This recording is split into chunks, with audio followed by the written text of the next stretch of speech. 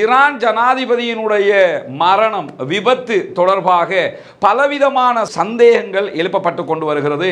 ஈரானோடு நெருங்கிய தொடர்பு கொண்ட ஆக்சிஸ் நாடுகள் தங்களுடைய நாடுகளில் 3 நாட்கள் துக்க தினத்தை அறிவித்திருக்கிறார்கள். தேசிய துக்க தினமாக இதை அறிவிப்பதற்கான காரணம் ஈரானோடு நெருங்கிய தொடர்புகளை இந்த நாடுகள் பேணிக் கொண்டிருக்கின்றன. இறுதியாக இலங்கைக்கு ஈரானுடைய ஜனாதிபதி 2 வாரங்களுக்கு முன்பதாக வந்து சென்றிருந்தார். இந்த விபத்திற்கு முக்கியமான காரணம் அமெரிக்காவும் தான் என்றிருக்கிறார். யுஏஇல இந்த வகை ஹெலிகாப்டர் விபத்துக்குள்ளாக இருக்கக்கூடிய நேரத்தில் இந்த வகையான ஹெலிகாப்டர்களையே பிரசிடென்ட்டுடைய பயணத்துக்கு பயன்படுத்தி இருக்க கூடாது என்பதுதான் அவர்களுடைய பிரதானமான வாதமாக இருக்கிறது. வெள்ளிக்கிழமை என்றும் பாராமல் நீச்சலுடையோடு பெண்களுக்கு கண்காட்சி நடத்துகிற சவுதி அரேபியாவா அல்லது காசாவுக்காக பாலஸ்தீன விடுதலைக்காக மஸ்ஜிதுல் அக்ஸாவினுடைய மீட்புக்காக நிற்கக்கூடிய ஈரானா என்று பார்த்தால் நம்ம இப்ராஹிம் ரைசியை பற்றி இவ்வளவு பேசினாலும் உண்மையிலேயே அதைவிட அதிகமாக பேசப்பட வேண்டியவர் யாருன்னு கேட்டா இந்த அமீர் அப்துல்லாஹி.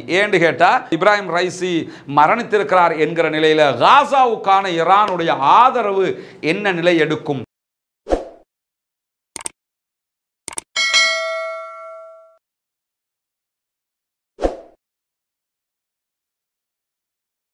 அஸ்ஸலாமு அலைக்கும் வரஹ்மத்துல்லாஹி வபரகாத். அன்பிற்கினிய சகோதர சகோதரிகளே, உங்கள் அனைவர் மீதும் ஏக இறைவனுடைய அமைதியும் கருணையும் என்றென்றும் உண்டாகட்டுமாக என்கிற பிரார்த்தனைகளோடு 227வது நாளாக காசாவிலும் காசாவை ஒட்டி சர்வதேச நிலப்பரப்பிலும் என்னவெல்லாம் நடக்கிறது என்கிற செய்திகளைத்தான் நாம் பார்க்க இருக்கிறோம். அந்த வகையில் நமக்கெல்லாம் தெரியும், நேற்றைய தினம் நேற்று இரவு முதல் உலகம் முழுவதும் பேசப்படும் ஒரு செய்தியாக மாறியதுதான் ஈரானுடைய ஜனாதிபதி இப்ராஹிம் ரைசி உள்ளிட்ட 9 பேருடைய மரணங்கள் தொடர்பான செய்திகள். இந்த செய்திகளை பொறுத்தவரையில் வளமைக்கு மாறாக இந்த செய்திகள் சர்வதேச அரங்கிலே இடம் பிடித்தமைக்கான ஒரு முக்கியமான காரணம் இருக்கிறது. அது என்ன காரணம் என்று சொன்னால், ஈரான் காசா விவகாரத்தில் மிக மும்முரமாக செயல்படுகிறது, அமெரிக்காவுக்கே எதிராக நிற்கிறது, நேரடியாகவே உலக நாடுகளுடைய எச்சரிக்கையை மீறி இஸ்ரேல் மீது பயங்கர தாக்குதல்களை நடத்தியது, மீண்டும் தாக்கினால் மீண்டும் மீண்டும் தாக்குவோம் என்கிற பயங்கர எச்சரிக்கைகளை தொடர்ந்து விடுத்து கொண்டிருந்தது. இந்த நிலையில் தான் நேற்றைய தினம் இப்ராஹிம் ரைசி, அதே நேரத்தில் ஈரானுடைய வெளிவிவகார அமைச்சர் உள்ளிட்ட 9 பேர் விமான விபத்திலே, ஹெலிகாப்டர் விபத்திலே மரணம் அடைந்திருக்கிறார்கள். இந்த மாதிரியான நிலையில் என்னவெல்லாம் நடந்திருக்கிறது இதையொட்டியும் காசாவிலும் என்கிற செய்திகளைத்தான் நம்ம பார்க்க இருக்கிறோம். குறிப்பாக இந்த ஈரான் ஜனாதிபதியினுடைய மரணம் விபத்து தொடர்பாக பலவிதமான சந்தேகங்கள் எழுப்பப்பட்டு கொண்டு வருகிறது. அதிலும் குறிப்பாக அவருடைய அன்றைய விமான பயணம், ஹெலிகாப்டர் விபத்து என்பது ஈஸ்ட் அசர்பைஜான் கவர்னேட்டுக்கு உள்ள இருக்கக்கூடிய மலைப்பகுதிகளில் தான் அந்த விபத்து நடைபெற்றிருந்தது. இந்த விபத்துக்கும் இஸ்ரேலுடைய மொசாதுக்கும் ஏதும் தொடர்பு இருக்கிறதா என்கிற பலவிதமான சந்தேகங்களும் எழுப்பப்பட்டு வந்தாலும் இது தொடர்பாக இதுவரைக்கும் ஈரான் வெளிப்படையாக எந்த விதமான செய்திகளையும் வெளியிடவில்லை. தங்களுக்கு அப்படி ஒரு சந்தேகம் இருப்பதாக ஈரான் சொல்லவில்லை. சந்தேகம் இருப்பதாக அவர்கள் அறிவித்தால் அதைத்தான் நாமும் எடுத்து சொல்ல முடியும். ஏன்னா அவங்க தான் அது தொடர்பாக அந்த செய்திகளை வெளியிடுவதற்கு தகுதியானவர்கள் என்பதை நாம் புரிந்து கொள்ள வேண்டும். ஆனாலும் இதுவரைக்கும் ஈரான் வெளியிட்டு வருகிற தகவல்கள் என்ன சொல்றாங்கன்னா, இந்த விபத்துக்கான காரணம் காலநிலை தான். பயணித்த பகுதி கடுமையான பனிமூட்டமாக இருந்தது, மலைப்பாங்கான பகுதியாக இருந்தது, விமானம் ஹெலிகாப்டருக்கு நகர முடியாமல் போய்விட்டது என்றுதான் இதுவரைக்கும் செய்திகள் வந்திருக்கிறது. எது எப்படி போனாலும் ஈரானுடைய இராணுவ தலைமை இன்றைய நாள் விமான விபத்து, ஹெலிகாப்டர் விபத்து தொடர்பாக உடனடியான விசாரணைகளுக்கு உத்தரவிட்டிருக்கிறார்கள். அந்த விசாரணைகளுடைய முடிவுகள் வரும்போதுதான் என்ன நடந்தது என்பதை நாம் உறுதியாக அறிய முடியும். குறிப்பாக இந்த ஹெலிகாப்டர்களை எடுத்துக்கிட்டோம்னா, விமானங்களை எடுத்துக்கிட்டோம்னா, அதில் பிளாக் பாக்ஸ் ஒன்று வச்சிருப்பாங்க, கருப்பு பெட்டி என்று சொல்வார்கள். அது கருப்பு கலரில் இருக்காது, எல்லோ கலரில் இருக்கும். ஆனால் பிளாக் பாக்ஸ் என்று தான் பேர் சொல்லுவார்கள். இது என்ன செய்யும் என்று சொன்னால், ஒரு ஹெலிகாப்டர் ஹெலிகாப்டரோ அல்லது ஒரு விமானமோ தயாரிக்கப்பட்டு பயணத்திற்கு அனுமதிக்கப்பட்ட நாட்கள் முதல் அதில் நடக்கிற அத்தனை செய்திகளையும் ரெக்கார்ட் பண்ணுகிற ஒரு சிஸ்டம் அதிலே இருக்கும். எனவே அந்த கருப்பு பெட்டி ஆய்வுக்குட்படுத்தப்படும் போது மேலதிகமான தகவல்கள் வெளிவருவதற்கான வாய்ப்புகள் இருக்கிறது.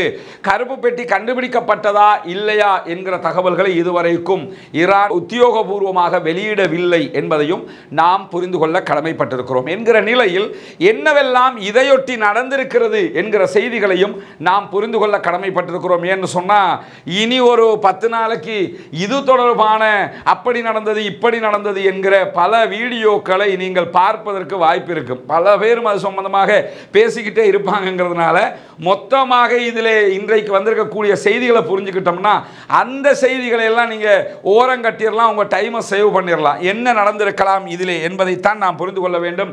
குறிப்பாக ஈரான் ஜனாதிபதியினுடைய மரணம் தொடர்பாக, அவருடைய இந்த இழப்பு தொடர்பாக பல நாடுகளும் கவலை வெளியிட்டு வருகிறது, அதற்குரிய வருத்தங்களை தெரிவித்து வருகிறது என்கிற நிலையில் ஈரானோடு நெருங்கிய தொடர்பு கொண்ட ஆக்சிஸ் நாடுகள் தங்களுடைய நாடுகளில் 3 நாட்கள் துக்க தினத்தை அறிவித்திருக்கிறார்கள். குறிப்பாக லெபனான், சிரியா உள்ளிட்ட நாடுகள் நாளை முதல் தொடர்ந்து 3 நாட்கள் துக்க தினம் அனுஷ்டிக்கப்படும் என்கிற அறிவிப்புகளை வெளியிட்டிருக்கிறார்கள். இதே நேரத்தில் இலங்கையும் 21ஆம் தேதி இன்றைய தினம் இலங்கையினுடைய தேசிய துக்க தினமாக அறிவிக்கப்படுகிறது, ஈரான் ஜனாதிபதியினுடைய மரணத்தை ஒட்டி என்கிற செய்திகளை வெளியிட்டிருக்கிறார்கள். இப்படி பல நாடுகளும் தேசிய துக்க தினமாக இதை அறிவிப்பதற்கான காரணம் ஈரானோடு நெருங்கிய தொடர்புகளை இந்த நாடுகள் பேணிக் கொண்டிருக்கின்றன. இறுதியாக இலங்கைக்கு ஈரானுடைய ஜனாதிபதி 2 வாரங்களுக்கு முன்பதாக வந்து சென்றிருந்தார். இலங்கையிலே இருக்கக்கூடிய அதாவது மகாவலி திட்டத்திற்கு பிறகு மிக பிரம்மாண்டமான நீர்த்தேக்கத்தினை அவர் திறந்து வைத்திருந்தார். அதற்கான நிதியுதவிகளை 2007ஆம் ஆண்டுகளில் ஈரான் தான் இலங்கைக்கு வழங்கி இருந்தது.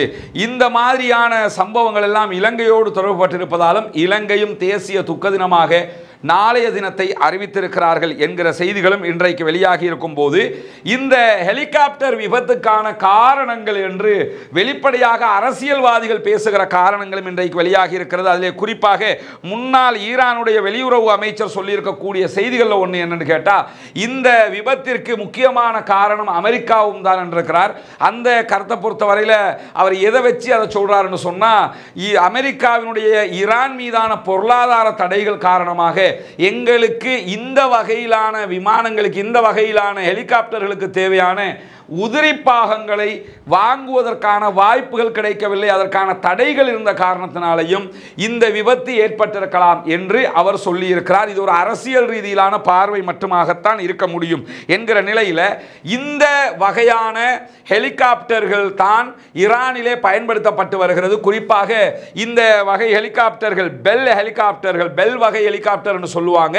இந்த ஹெலிகாப்டர்கள் 10க்கு மேலே ஈரானிலே பயன்படுத்தப்பட்டு வருவதாக சொல்லப்படுகிறது. 1960 காலப்பகுதிகளில் கனடாவினுடைய இராணுவத்திற்காக UH-1 என்கிற விமானத்தினுடைய அடிப்படை அசலை வைத்து உருவாக்கப்பட்ட ஹெலிகாப்டர்கள் தான் இந்த பெல் வகை ஹெலிகாப்டர்கள். இந்த பெல் வகை ஹெலிகாப்டர்களுடைய அப்டேட் வெர்ஷன் வருவதற்கு பதிலாக இதற்கே என்ன பண்ணினாங்கன்னு சொன்னா 2 என்ஜின்கள் பொருத்தப்பட்டு அதுவே அப்டேட் ஆக கொடுக்கப்பட்டது பிற்பட்ட நாட்கள்ல.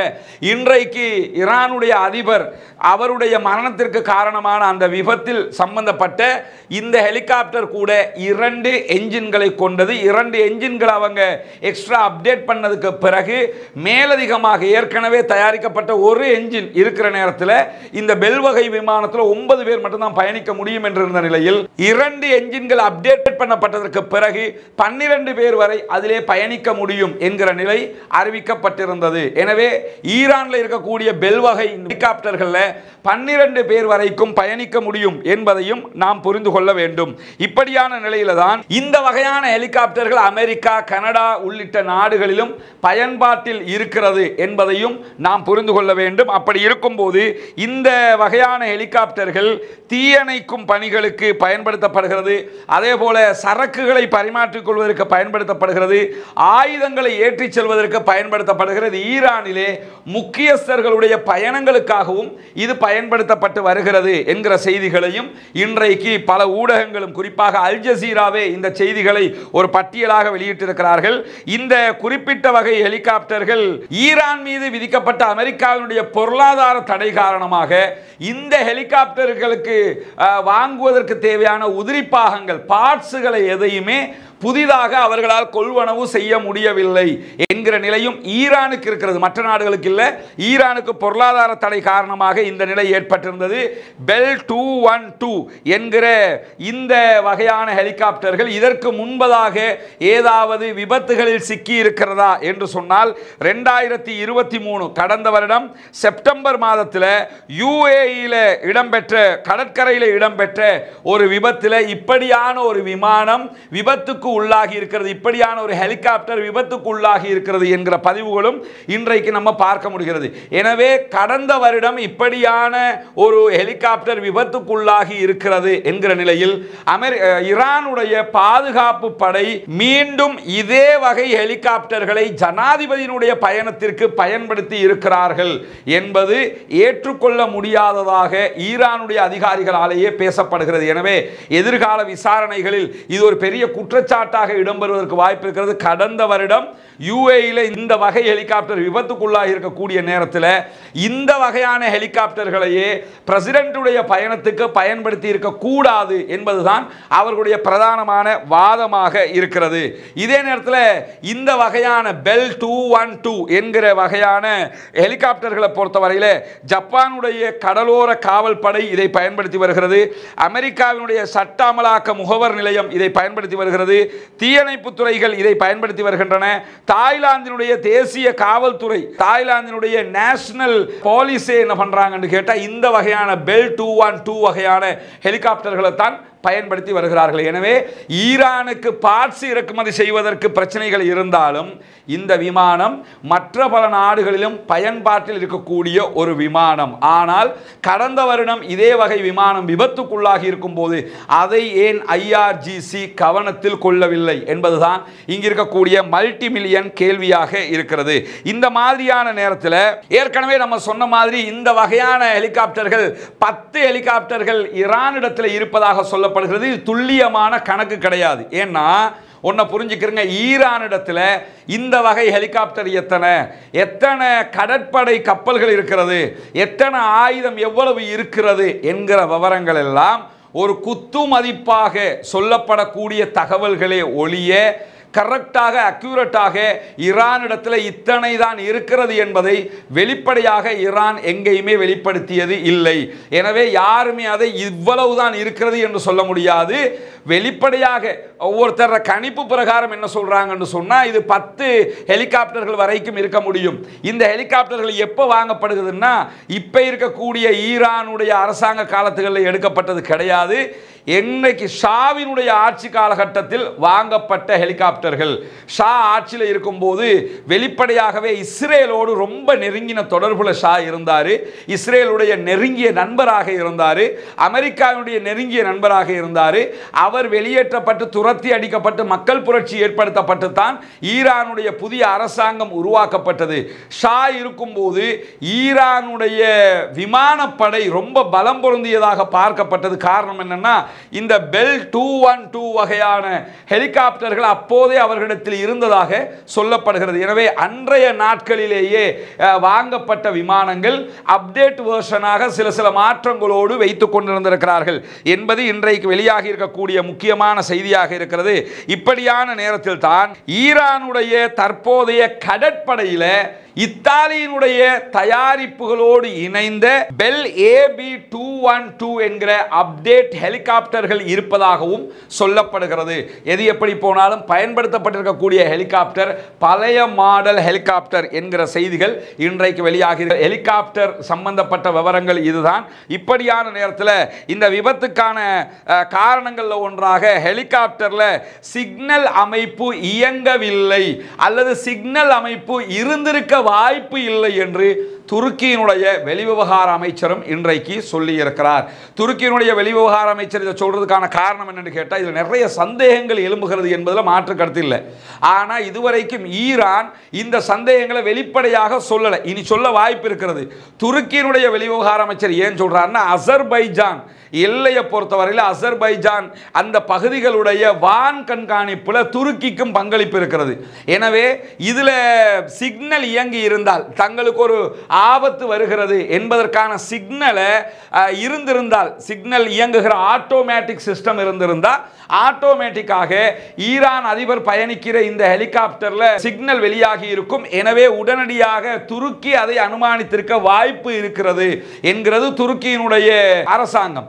எது எப்படி போனாலும் இதிலே சிக்னல் என்கிற ஒரு பகுதியே இல்லாமலும் இருந்திருக்கலாம் என்று துருக்கியினுடைய வெளிவிவகார அமைச்சர் சொல்லுகிறார்.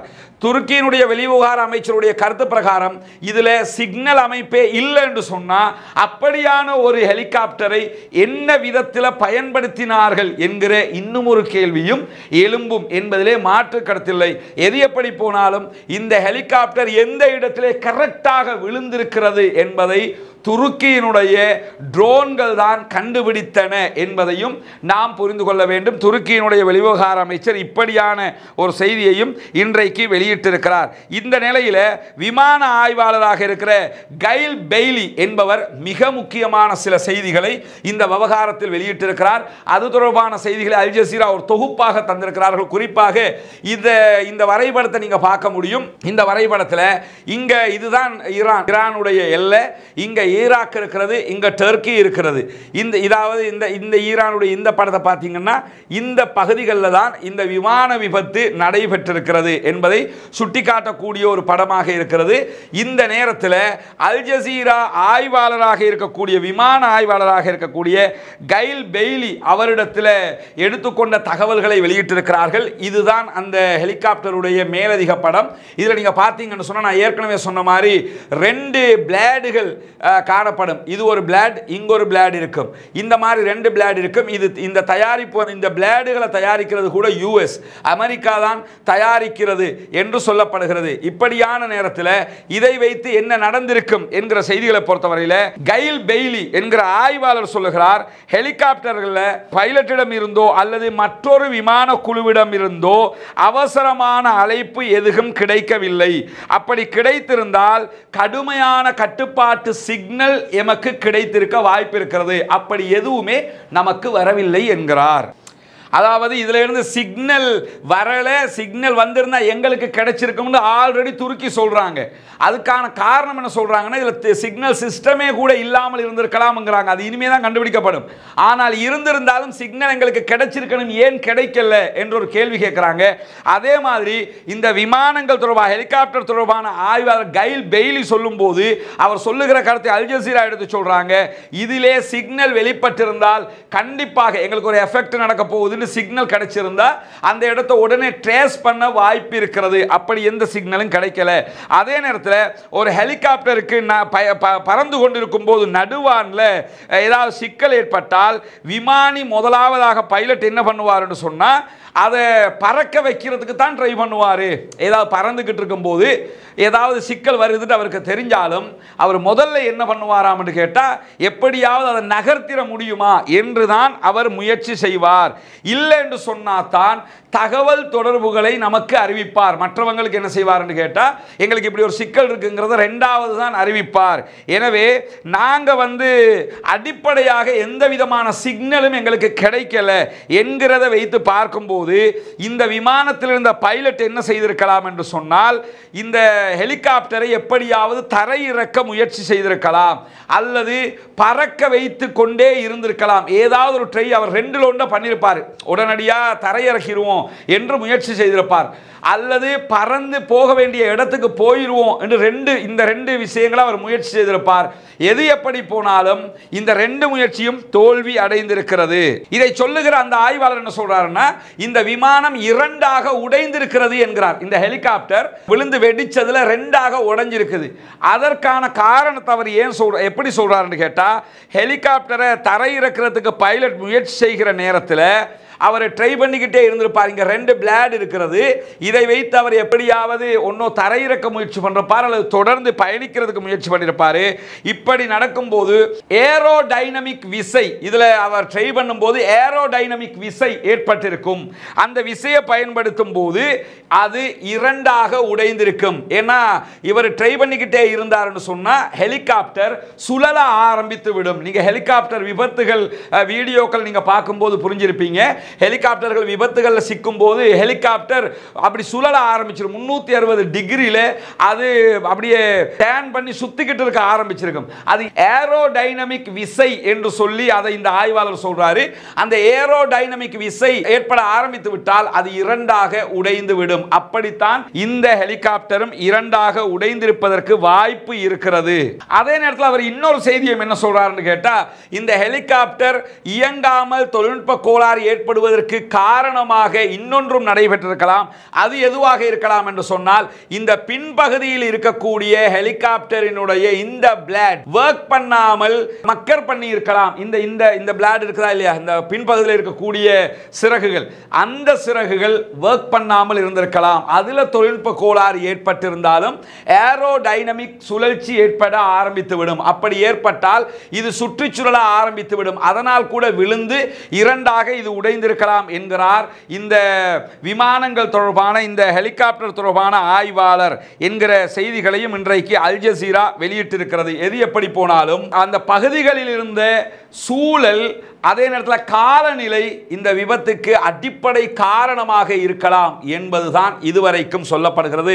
இங்க நீங்க பார்க்கலாம், மலையுச்சில இருக்கக்கூடிய விமானத்தினுடைய காட்சிகளை நீங்க பார்க்க முடியும். இந்த விமானம் 2ஆக உடைந்த நிலையில தான் இந்த விமானம் இருக்கிறது.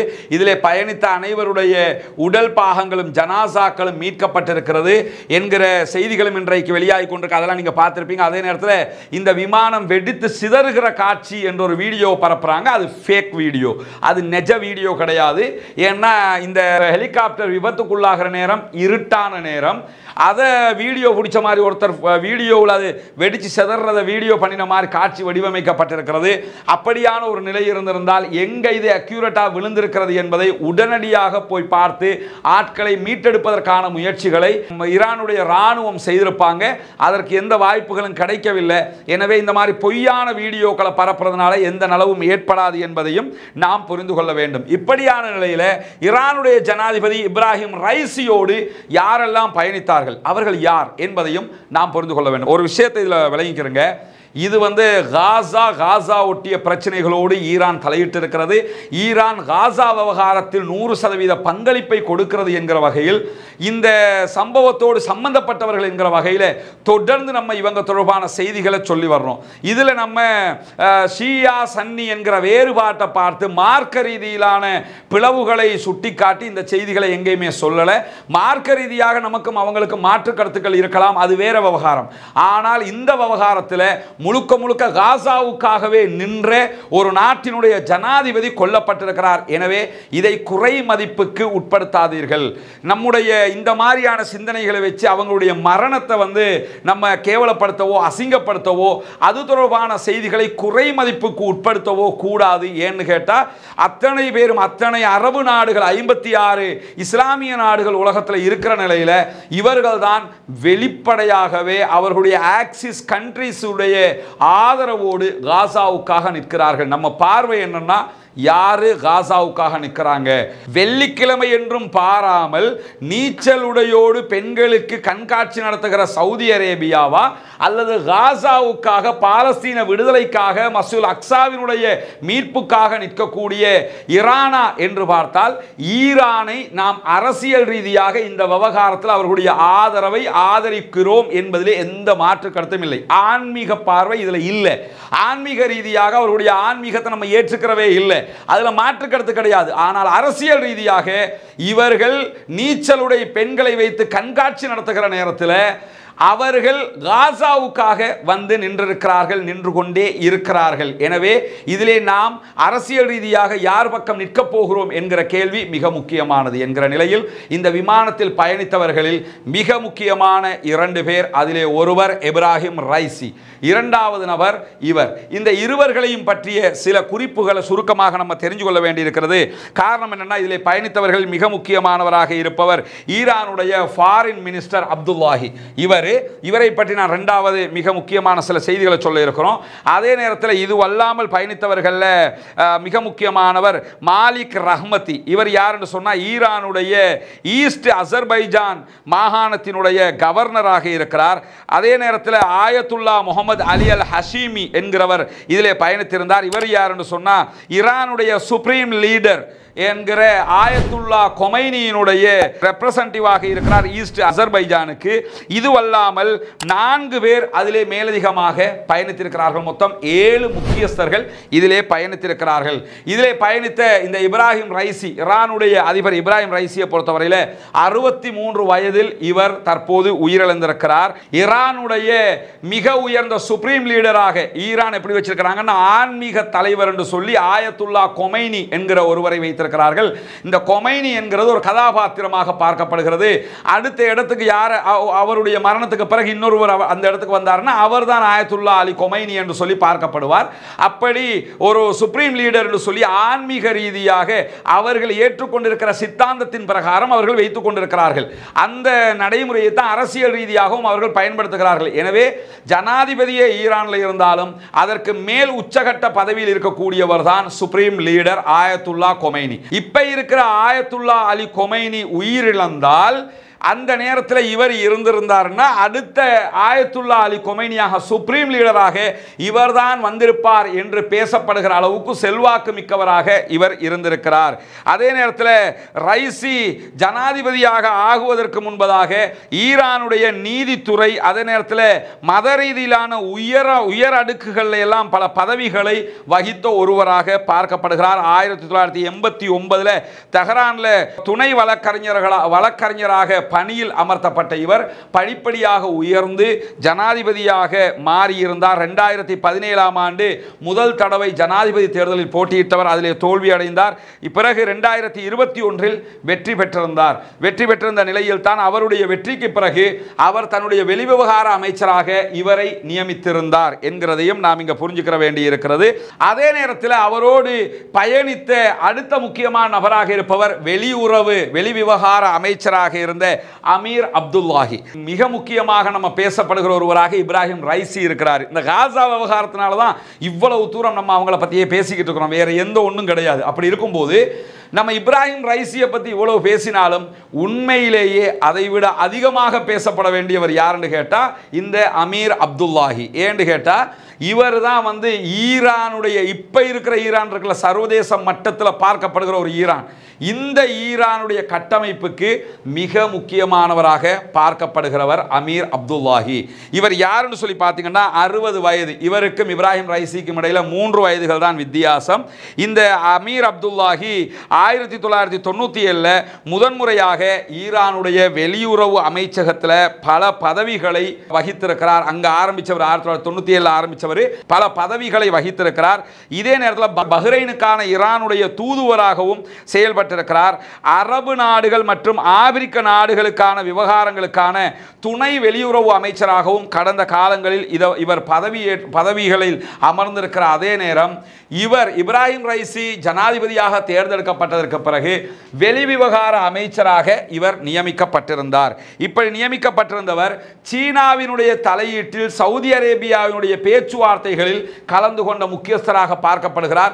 சவுதி அரேபியாவுக்கும் ஈரானுக்கும் இடையிலான உறவுகள் மேம்படுத்தப்பட்டதா இல்லையா? இப்போ நீங்கள் பார்த்தீங்கன்னா இதுக்கு முன்னாடி சவுதி அரேபியா கடந்த 10 ஆண்டுகளுக்கு முன்பதாக மிகப்பெரிய பிளவு சவுதிக்கும் ஈரானுக்கும் மத்தியில் இருந்தது. அரசியல் ரீதியாகவே இருந்தது, ஆன்மீக ரீதியாகவும் இருந்தது. ஆன்மீக ரீதியிலான பிளவு இன்றைக்கும் இருக்கிறது, அதிலே மாற்று கருத்து கிடையாது. அப்படி இருக்கும்போது அரசியல் ரீதியாக 2 நாடுகளும் ஒன்றிணைவதற்கு மிக முக்கியமான பாலமாக தீவிரமாக செயல்பட்டவர் இவர்தான் சீனாவோட பேசி சீனாவினுடைய மத்தியஸ்தத்தில் ஈரானும் சவுதி அரேபியாவும் முழுமையான நண்பர்களாக மாற்றப்படுவதற்கு காரணமாக இருந்தவர் என்பதில் ஒரு முக்கியமான செய்தி இருக்கிறது. அப்படி இருக்கிற நேரத்தில் 2023 கடைசியாக இவர் சவுதி அரேபியாவுக்கு ஒரு பயணம் மேற்கொண்டிருந்தார் என்பது மட்டுமல்ல, இவர் செய்த பணிகள் மிக முக்கியமானது என்னன்னா, இந்த காசா விவகாரம் சூடுபிடிக்க ஆரம்பித்ததிலிருந்து ஹமாஸோடும் அல் குதுஸ் படையணியோடும் காசாவில் இருக்கக்கூடிய மற்ற தலைவர்களோடும் தொடர்ந்து பேச்சுவார்த்தைகளை நடத்தினார். லெபனானில் இருக்கக்கூடிய ஹிஸ்புல்லாக்கள் அவர்களோடு நேரடியாக தொடர்ந்து பேச்சுவார்த்தைகளை நடத்துவதற்கு உரியவராக பார்க்கப்பட்டவர் அமீர் அப்துல்லாஹி. இவர் தான் போய் ஹிஸ்புல்லாக்களோடையும் பேச்சுவார்த்தை நடத்துவார், கத்தாரோடையும் இவர் தான் பேச்சுவார்த்தை நடத்துவார், சவுதியோடையும் இவர் தான் பேச்சுவார்த்தை நடத்துவார், யூஎன்லையும் இவர் தான் போய் பேசுவார். எல்லா பகுதிகளிலும் அரபு நாடுகளையும் பகைத்து கொள்ளாமல் இதே நேரத்தில் மேற்கு நாடுகளுடைய தலையை தடவி கரெக்டாக காரியத்தை சாதித்துக் கொள்ள வேண்டும் என்பதில் மிக மும்முரம் காட்டிய ஒருவராக அமீர் அப்துல்லாஹி பார்க்கப்படுகிறார். இந்த அமீர் அப்துல்லாஹி செய்த காரியங்களில் மிக முக்கியமான ஒரு காரியம் என்னன்னு கேட்டா, இந்த ஐநா சபையில் பாலஸ்தீனம் சம்பந்தமான நிறைய தீர்மானங்கள் வந்து அதை நடைமுறைப்படுத்த முடியாமல் பல முட்டுக்கட்டைகள் தொடர்ந்து போடப்பட்டு வருகிற நேரத்தில் உலகத்தில் இருக்கக்கூடிய இந்த துறையில் இருக்கக்கூடிய பல ஆய்வாளர்களையும் வரவழைத்து ஒரு மாபெரும் மாநாட்டை நடத்தியிருந்தார். அந்த மாநாட்டிலே ஐநாவினுடைய தீர்மானங்களை நடைமுறைப்படுத்துவதற்கான சாத்தியங்கள் என்ன என்பதை ஆய்வு செய்து அது தொடர்பான முழுமையான ஆய்வறிக்கையை கொண்டு போய் ஐநா சபையிலே ஒப்படைத்தார். எனவே நீங்கள் இதை நடைமுறைப்படுத்தினால் காசா சுதந்திரமடைய வாய்ப்பு இருக்கிறது, பாலஸ்தீனம் சுதந்திரமடைய வாய்ப்பு இருக்கிறது என்கிற செய்திகளை ஐநா சபை செய்ய வேண்டிய வேலையை காசாவுக்காக செய்து கொடுத்தவர் அமீர் அப்துல்லாஹி என்பதிலே எவ்விதமான மாற்று கருத்தும் கிடையாது. தொடர்ந்து பாலஸ்தீன விவகாரத்தில் நீங்க இதுக்கு முன்னாடி அமீர் அப்துல்லாஹியை பத்தி கேள்விப்பட்டிருக்க மாட்டீங்க. இந்த பாலஸ்தீன பிரச்சனை வந்ததுக்கு பிறகுதான் அமீர் அப்துல்லாஹியை பத்தி கேள்விப்பட்டிருப்பீங்க. முழுவதுமாக இதற்காகவே பல பணிகளில் ஈடுபட்டு கொண்டிருந்தவர் அமீர் அப்துல்லாஹி. இவருடைய இழப்பு உண்மையிலேயே காசா விவகாரத்தில் பாரிய ஒரு இழப்பு என்பதிலே எந்த விதமான மாற்று கருத்தும் இருக்க முடியாது. என்ன பொறுத்தவரையில் ஈரானுடைய ஜனாதிபதி இப்ராஹிம் ரைசி அவங்களை விட ஒருபடியாக நம்ம கூடுதலாக இந்த விவகாரத்தில் பார்க்கப்பட வேண்டியவர் யாருன்னா அமீர் அப்துல்லாஹி தான். ஏன்னு கேட்டால் இவர் தான் சர்வதேச நாடுகளுக்கு போய் இந்த கட்டமைப்பை வலுப்படுத்தியவர். இந்த ஹமாஸுக்கான பாலஸ்தீனத்திற்கான ஆதரவை பெரிய அளவில் திரட்டி கொடுத்தவர் யாருன்னு பார்த்தா அமீர் அப்துல்லாஹியாகத்தான் இருக்கிறார். இதே நேரத்தில் அவருக்கு முழுமையான சுதந்திரத்தை கொடுத்து அப்படி இயங்குவதற்கான வாய்ப்பை கொடுத்தவராக இப்ராஹிம் ரைசி பார்க்கப்படுகிறார். இந்த இரண்டு பேரும் அந்த விமான விபத்திலே இருந்திருக்கிறார்கள் என்பதுதான் இந்த இடத்தில் நாம் கவனிக்க வேண்டிய முக்கியமான விஷயமாக இருக்கிறது. இவர்கள் இருவரை தவிர்த்து இன்னும் முக்கியமான 3 பேரும் அதிலே இருந்தார்கள். இந்த முக்கியமானவர்கள் இவர் யாருன்னு சொன்னா இப்ராஹிம் ரைசியினுடைய பாதுகாப்பு படைப்பிரிவின் முக்கிய தளபதிகளில் ஒருவர், அவரும் கூட இருந்தார். இந்த 2 பேரும் விமானியும் துணை விமானியும் பைலட் கோ பைலட் இருவரும் அதிலே இருந்தார்கள் என்கிற செய்திகளும் இன்றைக்கு வெளியாகி இருக்கிறது. இப்படி ஈரானுடைய அதிபருடைய மரணத்திலே அந்த ஹெலிகாப்டர் வகை என்ன, அதனுடைய செயல்பாடுகள் என்ன, ஈரானுடைய அதிபருடைய பின்புலம் என்ன, ஈரானுடைய வெளிவிவகார அமைச்சருடைய பின்புலம் என்ன என்கிற தகவல்களை எல்லாம் நம்ம உங்களோட பகிர்ந்து கொண்டிருக்கிறோம். இந்த விவகாரத்தில் ஷியா சன்னி என்கிற பிளவுக்குள்ள நம்ம போகவே இல்லை. இதுல நாம் சொல்லுகிற விஷயம் என்னவென்றால் காசாவுக்காக அவர்கள் நின்றார்கள். இதுல இன்னொரு சந்தேகம் நிறைய பேர் எழுப்புகிற ஒரு சந்தேகம் இருக்கு. என்னன்னு கேட்டா, இப்ப இப்ராஹிம் ரைசி மரணித்திருக்கிறார் என்கிற நிலையில காசாவுக்கான ஈரானுடைய ஆதரவு என்ன நிலை எடுக்கும் என்பது ஒரு கேள்வியாக பல பேராலும் முன்வைக்கப்படுகிற நேரத்தில் ஒன்றை மட்டும் நீங்க புரிஞ்சுக்கிறீங்க. ஈரானுடைய ஒரு அரசாங்கத்தினுடைய கொள்கை ஒன்று இருக்குது, அரச கொள்கைன்னு வச்சிருப்பாங்க.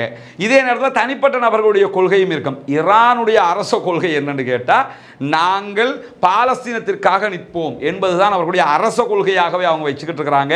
ஈரானுடைய அதிபருடைய இழப்பினாலோ அல்லது வெளிவிவகார அமைச்சருடைய இழப்பினாலோ அவர்கள் ஹமாஸை கைவிட்டு விடுவார்கள் அல்லது பாலஸ்தீனத்தை கைவிட்டு விடுவார்கள், இந்த போரில் அப்படி ஒரு ஸ்டக்கொண்டு ஆகுவதற்கு வாய்ப்பு இருக்கிறது என்கிற கதையாடல்கள் எல்லாம் நம்ம யோசிக்க வேண்டிய அவசியம் கிடையாது. காரணம் என்னன்னு கேட்டால், இந்த நாட்டு சர்வதேச நடப்புகளை பார்க்கும்போது அவர்கள் ஆட்களுடைய இழப்புகளால் தங்களுடைய நிலையை மாற்றிக்கொள்வதற்கான வாய்ப்புகள் கிடையாது. ஷா துரத்தப்பட்டதிலிருந்து, ஷாவினுடைய ஆட்சி கவிழ்க்கப்பட்டதிலிருந்து அவர்கள் இந்த ஒரு நிலைப்பாட்டை பாலஸ்தீன விவகாரத்தில் எடுத்து வருகிறார்கள் என்பதை இந்த ஜியோ பாலிடிக்ஸை பார்க்கும்போது நம்ம புரிஞ்சு கொள்ள முடியும். எனவே அவர்கள் பாலஸ்தீன ஆதரவு நிலைப்பாட்டில் ஒருபோதும் பின்னிற்க போவதில்லை என்பது மட்டுமல்லாமல், தற்போது வந்திருக்கக்கூடிய ஈரானுடைய அரசாங்கம் இப்ராஹிம் ரைசியினுடைய மரணத்திற்கு பிறகு துணை அதிபராக இருந்தவர் அதிபராக தேர்வு செய்யப்பட்டிருக்கிறார். இவர் 50 நாட்கள் தற்காலிக ஜனாதிபதியாக செயல்பட முடியும். இவரால் எந்த விதமான சட்டங்களையும் மேற்கொள்ள முடியாது, சட்டங்களை பாஸ் பண்ண முடியாது, எந்த விதமான செயல்பாடுகளை முன்னெடுக்க முடியாது. 50 நாட்களுக்குள்ளாக தேர்தல் நடத்தப்பட வேண்டும். தேர்தலுடாக புதிய ஜனாதிபதி தெரிவு செய்யப்பட வேண்டும். அப்படி தெரிவு செய்யப்படுகிற போது அவர் நிரந்தர ஜனாதிபதியாக, அடுத்த ஆண்டுகளுக்கான ஜனாதிபதியாக அவர்தான் செயல்படுவார் என்பதுதான் ஈரானுடைய சிஸ்டமாக இருக்கிறது. சுப்ரீம் லீடராக அவர்கள் பார்க்கப்படக்கூடியவர் இந்த செய்திகளைத்தான் இன்றைக்கு அறிவித்திருக்கிறார். இதுதான் ஈரானுடைய ஜனாதிபதியினுடைய மரணம் தொடர்பான மொத்த தொகுப்பாக இருக்கிறது. அவருடைய மரணத்தில் ஆளாளுக்கு 1000 சந்தேகங்கள் இருந்தாலும் அந்த சந்தேகங்களை ஈரானை எழுப்பாத வரையில் நாம் அது தொடர்பாக பேச முடியாது. எனவே ஈரான் அப்படி ஒரு சந்தேகத்தை எழுப்பினால் அல்லது அது தொடர்பான செய்திகளை வெளியிட்டால் நாம் அது தொடர்பான செய்திகளையும் உங்களோடு பகிர்ந்து கொள்வோம். எது எப்படி போனாலும் எங்களுக்கும் இந்த விமான விபத்துக்கும் எந்த சம்பந்தமும் கிடையாது என்று வலிய வந்து அறிவித்திருக்கிறது மொசாத் என்கிற ஒரு செய்தியும் இன்றைக்கு இருக்கிறது. மொசாதே வலிய வந்து ஏன் இந்த செய்திகளை அறிவிக்கிறாங்க என்கிற கேள்விகளும் இல்லாமல் இல்லை. இதற்கான விடைகளை எல்லாம் ஈரானுடைய IRGC தான் சொல்ல வேண்டும் என்கிற நிலையில் என்ன நடக்கிறது காசாவுக்குள் என்கிற சில செய்திகளையும் இன்றைக்கு நம்ம புரிஞ்சு கொள்ள வேண்டியிருக்கிறது. இதுவரைக்கும் 35,500க்கும் மேற்பட்டவர்கள் காசாவிலே அப்பாவிகள் கொல்லப்பட்டிருக்கிறார்கள், ஷஹீதாக்கப்பட்டிருக்கிறார்கள். அவர்களுக்கான ஆதரவு தளத்தை உருவாக்கும் வகையில் அங்கிருக்கக்கூடிய சுதந்திர போராளிகள் இஸ்ரேலுக்கு எதிரான பாரிய தாக்குதல்களை மேற்கொண்டு வருகிறார்கள் என்பது நமக்கெல்லாம் தெரியும். இப்படியான நேரத்தில் தான் ICCயில் நடைபெற்று வந்த விசாரணை, சர்வதேச குற்றவியல் நீதிமன்றத்தில் நடைபெற்று வந்த விசாரணையில் இஸ்ரேலுடைய பிரதமர் பெஞ்சமின் நெத்தன்யாகுவும் அதே நேரத்தில் அவருடைய வார் கேபினட்டினுடைய பாதுகாப்பு அமைச்சராக இருக்கிற யோவ் கேலண்ட் ஆகிய 2 பேருக்கும் எதிராக சர்வதேச குற்றவியல் நீதிமன்றம், சர்வதேச நீதிமன்றம் அல்ல, சர்வதேச குற்றவியல் நீதிமன்றம், 2 நீதிமன்றம் அதில் இருக்கிறது. இன்டர்நேஷனல் கோர்ட் ஆஃப் ஜஸ்டிஸ் ஒன்று இருக்குது, இன்டர்நேஷனல் கோர்ட் ஒன்று இருக்குது. இந்த சர்வதேச நீதிமன்றத்தில் தனி மனிதர்களுக்கு எதிரான குற்றச்சாட்டுகள் முன்வைக்கப்படும். அந்த குற்றச்சாட்டுகள் அடிப்படையில் இந்த இருவரும் குற்றவாளிகள், இவர்களை கைது செய்யுங்கள் என்கிற அரெஸ்ட் வாரண்ட் பிறப்பிக்கப்பட்டிருக்கிறது. இந்த அரெஸ்ட் வாரண்ட்னால யார் உள்ள போய் கைது செஞ்சுட்டு வருவா என்கிற கேள்விகள் எழும்புவதற்கான வாய்ப்பு இருக்கிறது. பொதுவாக ஒன்றை புரிஞ்சுக்கிறங்க, ஒரு சாதாரண ஒரு மனிதராக இருந்தால் போலீஸ் போய் அவரை கைது பண்ணிட்டு வரும். இது மாதிரி நாட்டினுடைய அதிபர்கள், பிரதமர்கள் மீதான அரெஸ்ட் வாரண்ட் சர்வதேச நீதிமன்றம் பிறப்பிக்கிற போது அதை உள்ள போய் யாரும் கைது பண்ணிட்டு வரமாட்டாங்க. ஆனால் என்ன நடக்கும் என்று சொன்னால் இவர்களுக்கான சர்வதேச தடைகள் விதிக்கப்படும். இதை வைத்து சர்வதேச தடைகள் விதிக்க முடியும். பல நாடுகளும் என்ன பண்ணலாம்னா, எங்களுக்கு இவர் அதாவது பெஞ்சமின் நெத்தன்யாகு எங்கள் நாட்டுக்குள்ளே வரக்கூடாது, யோ கேலண்ட் எங்கள் நாட்டுக்குள்ளே வரக்கூடாது, இஸ்ரேலுக்கு நாங்கள் இதை பண்ண மாட்டோம் அதை பண்ண மாட்டோம், இதை அடிப்படையாக கொண்டு அவர்கள் தடைகளை விதிப்பதற்கான வாய்ப்புகள் இருக்கிறது. மேலதிகமாக அவர்கள் என்னவெல்லாம் செய்யலாம், செய்ய வாய்ப்பு இருக்கிறது என்பதை நாளைய தினம் மேலதிக செய்திகளாகவும் நம்ம இது தொடர்பாக சொல்லுவோம் இன்ஷா அல்லாஹ். இதே நேரத்தில் கஸ்ஸாம் பிரிகேட், இந்த ஈரானுடைய அதிபருடைய மரண செய்திகள் ஒரு புறம் இருந்தாலும் இன்றைக்கு பாரிய தாக்குதல்களை அவர்கள் நடத்தி கொண்டு வருகிறார்கள். அது தொடர்பான வீடியோக்களும் இன்றைக்கு வெளியாகி இருக்கிறது. இன்றைக்கும் பல மெர்காவா டேங்குகளை அவர்கள் அளித்திருக்கிற அதே நேரம் நார்த் காசா பகுதிகளில் ஜபாலியா முகாமுக்கு அருகாமையில் தான் தொடர்ந்து கடந்த 14 நாட்களாக சண்டைகள் நடைபெற்று வருகிறது. அதிலே இஸ்ரேலிய ஆக்கிரமிப்பு பயங்கரவாத இராணுவத்தின் மீது அவர்களுடைய மெர்காவா டேங்குகள் வெடித்து சிதறுகிற அளவுக்கு தாக்குதல்கள் இன்றைக்கு பலமாக நடத்தப்பட்டு வருகிறது. ரஃபாவுக்குள் நுழைய முயன்ற இஸ்ரேலிய ஆக்கிரமிப்பு பயங்கரவாத இராணுவத்தின் மீது கடுமையான எதிர்வினை தாக்குதல்களை, மோட்டார் குண்டு தாக்குதல்களையும் இன்றைக்கு அவர்கள் நடத்தியிருக்கிறார்கள். இப்படி பலவிதமான தாக்குதல்களும் இன்றைய தினமும் அங்கிருக்கக்கூடிய சுதந்திர போராளிகளால் நடத்தப்பட்டு வருகிறது. எனவே காசாவுக்கான ஆதரவு தளம் சர்வதேசத்திலே அதிகரித்து வருகிற அதே நேரம் இந்த ஈரானுடைய அதிபருடைய மரணம் என்பதும் சர்வதேச மட்டத்தில் ஒரு கவலையான நிலையை உண்டாக்கி இருக்கிறது என்பதிலே எந்த மாற்று கருத்தும் இல்லை. எது எப்படி போனாலும் வெற்றியை தருவதும் தோல்வியை தருவதும் வல்ல இறைவன் மாத்திரமே. தனி மனிதர்களுடைய எவருடைய முயற்சியாலும் வெற்றி தோல்வி தீர்மானிக்கப்படுவதில்லை என்பதை புரிந்து கொள்ளுங்கள். இப்ராஹிம் ரைசி இருந்தாலும் இப்ராஹிம் ரைசி இல்லாவிட்டாலும், ஈரான் இருந்தாலும் ஈரான் இல்லாவிட்டாலும் அல்லாஹுதான் வெற்றியை தருவான். அல்லாஹுவை மட்டும்தான் நம்ப வேண்டும். அல்லாஹ்விடத்தில் மட்டும்தான் நாம் கையேந்த வேண்டும். அல்லாஹு அல்லாத யாரிடத்திலும் நாம் கையேந்தக்கூடாது. அது மாபெரும் இணை வைப்பாக மாறிவிடும், ஷிர்காக மாறிவிடும். எனவே முஷ்ரிக்கான நிலையில் நாம் மரணித்து விடக்கூடாது. அல்லாஹ்விடத்தில் மட்டும் கையேந்தக்கூடியவர்களாக, மனிதர்களையோ மரணித்தவர்களையோ வணங்குகிறவர்களாக இல்லாமல், ஏக இறைவனான, எப்பொழுதும் உயிரோடு இருக்கக்கூடியவனான, நம்மை முழுமையாக கண்காணிக்கக்கூடியவனாக இருக்கக்கூடிய ஏக இறைவன் வல்ல ரஹ்மானை மாத்திரம்தான் நான் நம்ப வேண்டும். அவனிடத்தில் மட்டும்தான் நாம் கையேந்த வேண்டும். அவனிடத்தில் மட்டும்தான் நாம் பிரார்த்திக்க வேண்டும். எனவே அந்த வல்ல ரஹ்மான் யாரையும் எக்காரணம் கொண்டும் கைவிட மாட்டான். எனவே பாலஸ்தீனத்தின் வெற்றியும் தோல்வியும் ஆயுதங்களில் தங்கியிருக்கவில்லை, நம்முடைய பிரார்த்தனை என்கிற மாபெரும் ஆயுதத்தில் தான் தங்கியிருக்கிறது என்பதை ஆழமாக நம்புங்கள். யாருடைய இழப்புக்காகவும் யாரும் சளைத்து விடப் போவதில்லை. இஸ்மாயில் ஹனியாவினுடைய குடும்பத்தைச் சேர்ந்த 6 பேர் ஒரே நேரத்தில் உயிரிழந்தார்கள். ஹமாஸினுடைய பல தலைவர்களை ஹமாஸ் இழந்திருக்கிறது. பாலஸ்தீனத்திலே 35,000க்கு மேற்பட்ட அப்பாவிகளை நாம் இழந்திருக்கிறோம். பல சுதந்திர போராளிகளை இழந்திருக்கிறோம். இப்படியான இழப்புகள் எல்லாம் வந்து கூட அவர்களுடைய சுதந்திர பயணத்திற்கு அது தடையாக இருக்கவில்லை. எனவே அவர்களுடைய இந்த பயணம் தொடர்ந்து வெற்றியை நோக்கி நகர்ந்து கொண்டிருக்கிறது. இன்றைக்கும் தாறுமாறான தாக்குதலூடாக இஸ்ரேலை திணறடித்துக் கொண்டிருக்கிறார்கள் என்கிற செய்திகள் தொடர்ந்து வெளியாகி கொண்டிருக்கக்கூடிய நிலையில் பாலஸ்தீன வெற்றிக்காக பிரார்த்தனை செய்யுங்கள். பாலஸ்தீன மக்களுக்காக பிரார்த்தனை செய்யுங்கள். பாலஸ்தீன மக்கள் வெற்றி அடைந்து நம்மை போன்று சுதந்திரமானவர்களாக வாழ வேண்டும் என்பதற்காக பிரார்த்தனை செய்யுங்கள். ஜனநாயக ரீதியாக அந்த மக்களுக்காக குரல் எழுப்புங்கள். இதை தவிர்த்து வேறு எதையும் நாம் செய்யக்கூடாது. அதற்கு எந்த விதமான அனுமதியையும் இஸ்லாம் நமக்கு தரவில்லை என்பதையும் ஆழமாக மனதிலே புரிந்து கொள்ளுங்கள். மறந்து விடாதீர்கள், எதிர்வருகிற 24ஆம் தேதி வெள்ளிக்கிழமை விடுமுறை நாளாக இருக்கிறது. காத்தான்குடி ஹிஸ்புல்லா கலாசார மண்டபத்திலே பாலஸ்தீன விடுதலை மாநாடு நடைபெற இருக்கிறது. அதிலே கூட்டத்தோடு குடும்பத்தோடு கலந்து கொண்டு நாமும் பாலஸ்தீனத்திற்கானவர்கள், பாலஸ்தீன விடுதலைக்கானவர்கள் என்கிற குரலை ஓங்கி ஒலிப்போமாக. வாஹிர் தஅவானா அல்ஹம்துலில்லாஹி ரப்பில் ஆலமீன்.